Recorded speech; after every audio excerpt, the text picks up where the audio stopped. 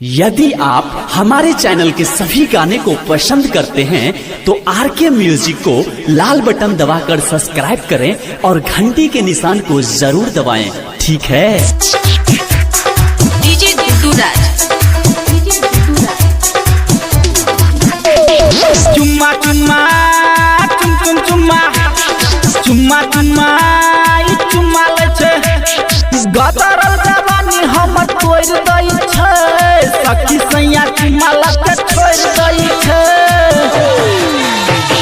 गदरल जवानी हमर तोड़ दई छे सखी सैया चुम्मा लके छोड़ दई छे चुम्मा चुम्मा चुम चुम चुम्मा चुम्मा चुम्मा चुम्मा ले छे गदरल जवानी हमर तोड़ दई छे सखी सैया चुम्मा लके छोड़ दई छे चुम्मा चुम्मा चुम चुम चुम्मा चुम्मा चुम्मा चुम चुम चुम्मा।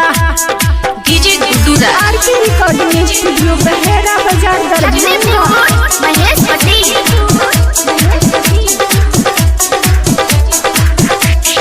ओकरा से निमन हम नैहर के यार रात दिन हमारा से करे छले प्यार रात दिन हमारा से करे छले ओकरा से निमन हम नैहर के यार रात दिन हमारा से करे छले प्यार क्षण भर में एक कट्ठा कोड़ दई छे सखी सैया चुम्मा लके छोड़ दई छे चुम्मा चुम्मा की चुम्मा ले छे चुम्मा चुम्मा डीजे चुम्मा।